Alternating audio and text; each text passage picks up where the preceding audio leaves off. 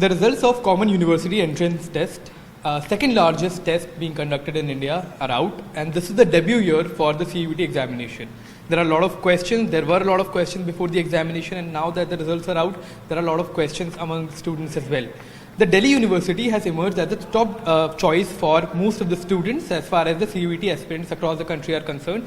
And to answer most of these questions, we have a special guest today with us, Professor Haneet Gandhi, who is also the Dean of Admissions. Ma'am, so finally big task ahead of this result that has come out now. I just want to understand the admission process first. I mean, now that the result have come out, and before that, there was sort of a confusion between the percentile and the normalized mark. What exactly is that, and should students be concerned with the percentile that they have got?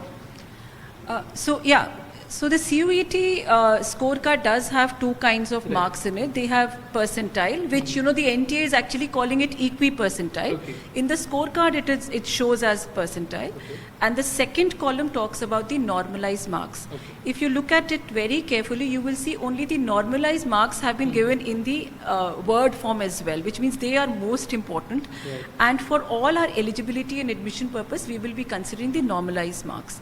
So basically, the normalized marks are something which I will not go into the mathematical details of it. So since the paper was done in several sessions, in several subjects, where the difficulty levels may vary. So to put it onto a common platform where every student the students become equal in their prospects. Right. So all the scores are converted into a normalized platform. Okay. So we will be considering the normalized marks for all our admission Admission. processes. Ma'am, from what I've read and what I've heard, there are three phases as far as the DU admissions are concerned. DU is the top choice. It is, in fact, most of the students have opted for DU. So what is going to be the admission process? Because there was a phase 1. Now, will the phase 2 start? And when exactly will the admissions process start at the colleges? I mean, what is the procedure like? So we've said this earlier, I'll nevertheless still repeat. Our admission to all our programs will be based on the common seat allocation system, which we have acronymed as CSAS. The phase 1 of CSAS was launched on 12th of September. Now when the results are out, we will now open phase 2 very soon. Okay. In this phase, the students will fill their college and course preferences. My request to all the students is to fill maximum, in fact fill all the colleges and all the preferences, because you really don't know where the relative marking would be. So wherever they are eligible, they should fill all their preferences and colleges for all the courses. Then subsequently, when we have the preferences of all the students and we close that window, the second phase window, then obviously we will come out with our admission list for all the courses. Okay. And depending upon the rank, the students will be allocated to their respective colleges. Colleges. Okay. So, ma'am, it's a bit confusing for the students as well. I mean, for example, if a student wants to take admission in mathematics honors, so should he also be applying for political science honors? I mean, in case he doesn't get the mathematical honors, I mean, what is it about? I mean, how do one... See, for us, this really is a very subjective choice of the candidate.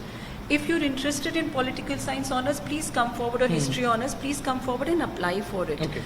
But if you're really clear that you want to do only mathematics honors, then this is a very subject. With respect to our platform, we are prepared to take as many choices as you wish to. Okay. In fact, if I do a simple mathematics, and I tell you that we have 206 BA combinations that Delhi University offers, we offer 79 programs, and there are 67 colleges in which admissions are done.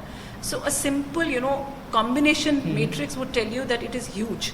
Right. It could run to around 5,000 combinations. Okay. So the candidate, if you're eligible, then you can opt for any of these 5,000, or you can go as much as you would like to go. Okay. Okay. Our platforms are ready to take all these combinations. It all depends upon the candidate's choice, Right. and as much as she would like to. Okay. And ma'am, so the phase 2 has started. I mean, and when exactly is the phase 3 going to start? I mean, what is the duration for the entire admission process, and what happens to the phase 3 as well? So, see, phase 1 we started on September 12th. Now we will begin with phase 2. Let's say we take phase 1 and phase 2 together for 21 days.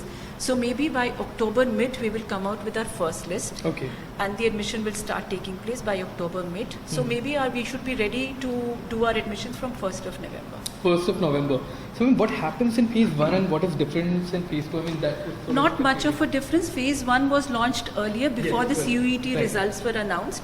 That is a simple application intent, I may say, that you may, candidates who had opted for Delhi University in the CUET form can now log in and express their intent. Phase 1 will continue with phase 2. Once we launch phase 2, phase 1 will continue for, as long as phase 2 and phase 1 will continue till the, maybe the first week of October. Right. And ma'am, any advice that you would like to give to the students? Because there is a lot of confusion about the combinations.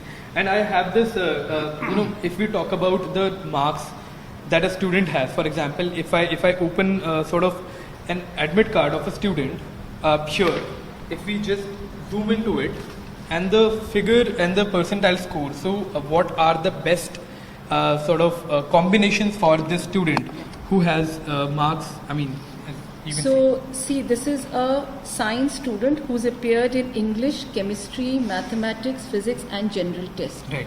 So this candidate is obviously, So this candidate is obviously eligible for our science courses which are based on PCM. Okay. So for wherever the combination is PCM, her marks would be the combination of physics, chemistry and mathematics. Right. If this candidate wishes to take, for example, when you just said BA Honours History, I think you BA said program. BA History, let's take Right. for example. If she or he wishes to apply for BA Honours History, then we would consider his marks as English, which is one language, and PCM. So that will become her best. And that's the only best 4 that we have from this scorecard.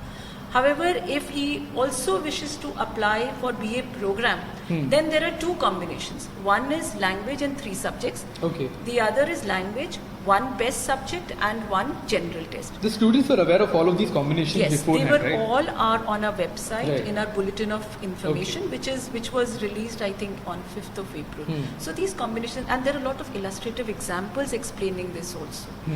So then for this candidate BA program, her combinations would be English and these 3 subjects, Right. English and whichever the best subject was, and general test. Okay. Since general test, the denominator is not same as the other subjects, then we will add for combination 2, we will do a little proration. Okay. Highest of these 2 combination will be taken for his or her admission, which means the candidate will benefit maximum.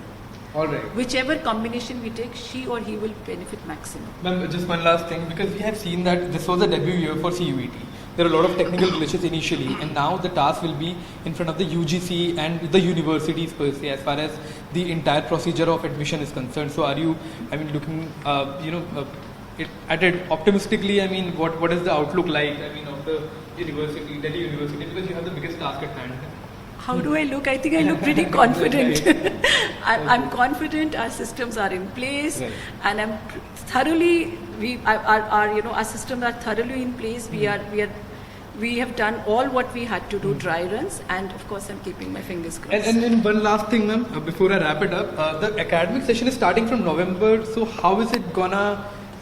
It's starting a bit late, from if compared to the previous courses. So how are you gonna match up? Complete the academic session. See, the academic year for the past 2 years have got affected because of COVID. Obviously, these are fallouts of that. Right. It is going to affect, but gradually by next year, I think all the academic sessions should be in place. So this one, of course, will start maybe by 1st of November if we plan. And subsequently, all the sessions, next year onwards, all the sessions will fall in So place. this session will have to be wrapped up sooner than... Yeah, so we'll cut out on the summer vacations or something. Okay. So some arrangements will happen. Currently, I think we should only focus on Right. getting the students in and Absolutely. admitting That them. is the first thing. And finally, the students have their results. And as Haneet ma'am has pointed it out, students should opt for maximum combinations if they want to take admissions in the Delhi University or any university of their choice. So first should be their subject of preference, and then the other combinations that are working out for them should be opted as well if the students want to take admissions in the universities. With camera person Sanjay Kaushik, I'm Akshay Dongre of NDTV.